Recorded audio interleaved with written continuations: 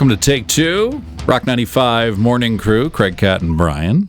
This time, Brian not here.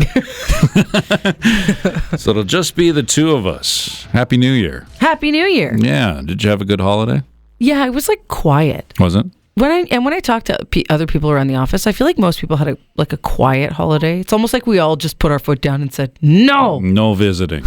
None whatsoever. Yeah, I had a pretty quiet one. We only went to one place. Yeah, we went to us too. my brother's. Which is fine. One trip is fine. We did a game for my in-laws. Actually, it was my laws to give them gifts, and we set it up. And we the reason we do the game is because we don't have any creativity as far as getting gifts, so it's like gift cards, but you do a little game and it makes it fun, right? That's good. So this is it was a cup, and there were several strings that came out of the cup, and they were all attached to plates, and the plates had the gift.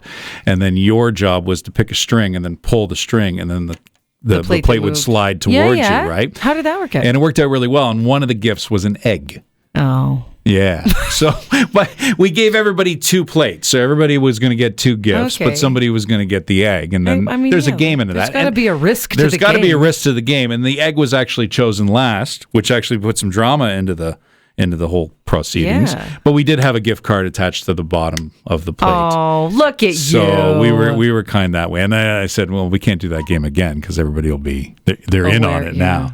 But we bought some unusual gifts. Like, there was gift cards, but there was candy and such. So we had like a little basket in each one of the plates. That's good. Was cool. One of them was, we had a search a word puzzle book that I found that was all swear words. I thought of you when I bought this.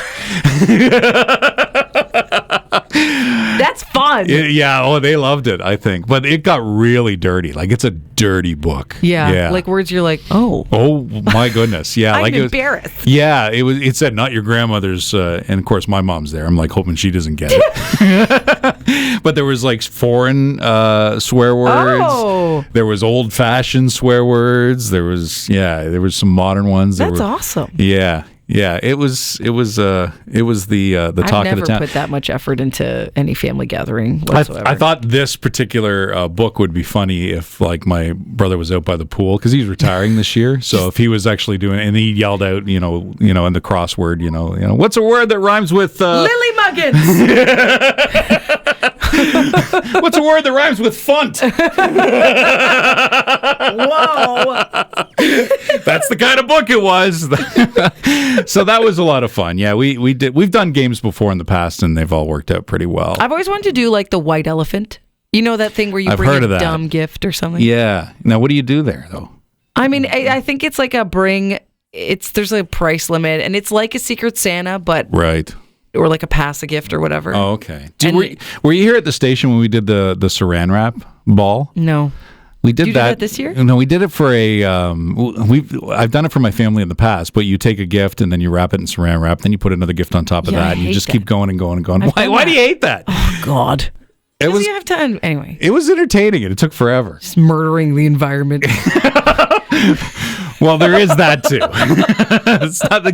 It's not the most environmentally friendly game, but I think we did it at the station for a Christmas party, but that was for the spouses. Okay. So everybody wins. Yeah, I think my wife got like $5. Oh. $5 is $5. Anyway, let's get into Craigslist. We'll do that in just a few moments. The trending topics coming up.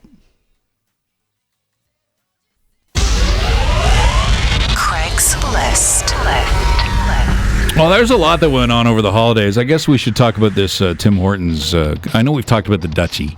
They keep trying to be like nostalgic, I feel like. Yeah. Well, I mean, they're celebrating their 60th anniversary. So I get it. So, you got to do something, right? So coming up in early January here, they're bringing back 4 retro donuts, and the Dutchie is one of them. Gross. Cinnamon sugar twist, the walnut crunch. They already brought back the walnut crunch for a little bit. They did, for a little bit, yeah. I'm not a fan of that one either. No, it's just chocolate with walnuts. I'm all about the blueberry fritter, though. You like fritters. You talk about fritters a lot. I do like...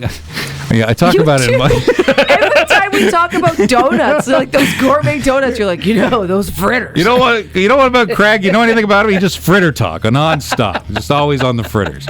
Well, blueberry fritters, they entice me. And the cinnamon sugar twist, I can handle. The twist too. was my favorite. Yeah. I remember that when I was a kid. I got my favorite two, and then the other two are... The Dutchie is nuts. You can use that as like dog bait? Yeah. Gross. You could. Even my dogs would be like, ew, raisins. If you miss a brick in your fireplace, you can put it in there. But people love it.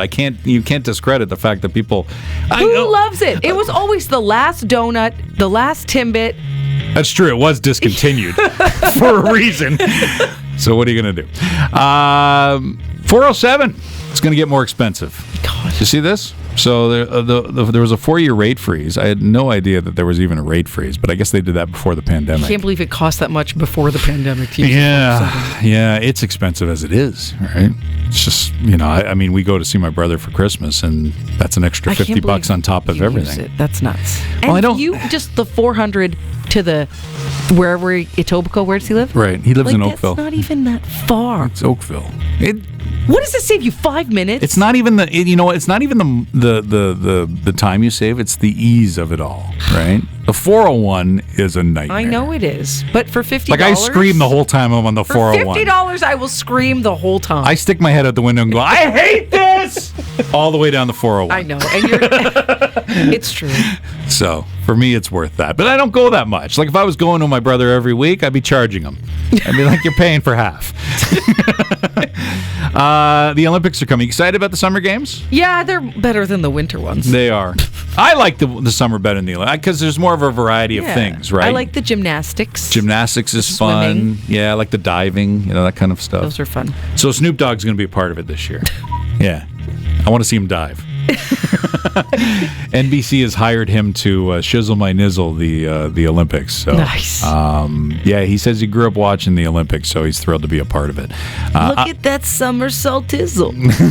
Like, is that what it's going to be? Is that the angle he's taking? No, I think he'll probably try and he'll use his Snoop Dogg voice, but I don't think he's going to shizzle things. Well, we're glad he's not going to shizzle things. I don't know. I mean, the Olympics feels like such a serious event. I mean, these people take it seriously. These people have worked for 4 years to achieve what they're achieving. So we're not talking WrestleMania. We're not trying to comedy it up. We're trying to put but I think the Olympics are looking to re-inject life into, honestly, the broadcast. Like, I feel like the last few years it really sucked. Remember the last Olympics was on Amazon? I couldn't find anything that I wanted to watch. That's right. Yeah. It was just a nightmare. And they had, what is her name? That actress who... They had a comedian do something. Yeah, she was on SNL, and then she was on Ghostbusters. But the way she was reacting, and then they got her to do them. Oh, right. So. Yeah. Well, I mean, this will give us some news to talk about, because he's going to do something funny. And of all of the people, you had to pick him. All right, so Rolling Stone magazine they always put out these lists, and they're always controversial. The top 150 science fiction movies of all time. I know. And it's a long list. Like, I'm not a huge science fiction guy, but it's very eclectic. It is. It's not just spaceships But we decided earlier this week that we would actually tackle this list, but do it in Family Feud fashion. So maybe you can play along. This is going to be the top science fiction movies of all time. 150. Rolling Stone revealed the 150. Yeah, we're not going to do the whole 150. So tune in at 9 for the top 10. So this is the top 10.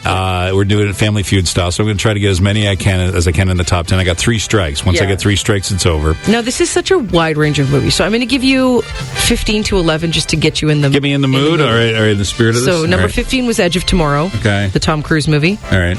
Number 14 was Arrival. Amy Adams and Jeremy. 13 was The Man Who Fell to Earth, the Bowie movie. Number 12 was The Day the Earth Stood Still from 51. Okay. And number 11 was Starship Troopers. Okay, so we got a wide variety of movies. That's right. And then new and old. All right, so in 735 Rock on the text line if you got a suggestion. So let's go with the obvious one. Are we talking sequels here, or are we just talking straight up? I don't think there's any sequels. Okay, so let's go with Star Wars. It is there, yep. Star Wars is there. Yep. That's number 9. That's number 9. A New Hope. Oh, okay. Let's go with Blade Runner. Is that there? It is. Yeah. Number 4. Number 4. Okay. I'm going to say E.T. That's a good guess. It's not on there. It's not on there. What the hell kind of list is this without E.T.? Wow. Okay. 2000. Think movies with sequels, Right. but not the sequel. But not Planet of the Apes. No. What? But that is in the top 20. Well, that doesn't help. I know. All right. 2001. That's number 1. Oh, hey. Okay. I never saw that movie. Yeah. It's Terrible. It's a slow burn. I remember I walked into my dad watching it, and it was just that scene where they're all walking on the spaceship, and it took 30 minutes, and it was like... How about Alien? That is number 5. Oh, hey. Well done. Yeah, that would be my number 1, I think. I love Alien. Great one. There is another sequel in the top 10. One with sequels. They recently redid it. Well, this is not one, but I'm going to guess Close Encounters of the Third Kind. That is one. Okay. That's number 3. Okay. Well done. How many have I done so far? 1, 6? 2, 3, 4. You've got 5. I've got nobody helping me on the text line. I will say science fiction is not my forte. It's not my favorite genre of movie. It's probably the one I avoid. Although some of these movies are great. Terminator. No, Terminator 2 is in the top. I think it's number 16 or something. Oh, well, this list is wrong. You screwed that up. All right, so how many are left? Okay, you have 5 left. I have 5 left. Number 2 was Stalker from 1979. I know that one. Number 6 was Under the Skin. Remember that Scarlett Johansson one where she lures men to naked her bed? in that. Yeah, right. That should be number 1. Number 7 was Children of Men.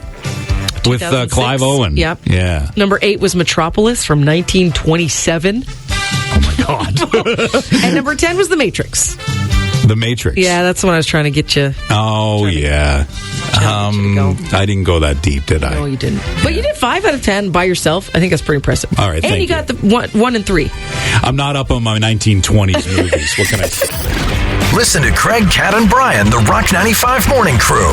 Weekday mornings 5:30 to 10 on Barrie's Rock Station, Rock 95.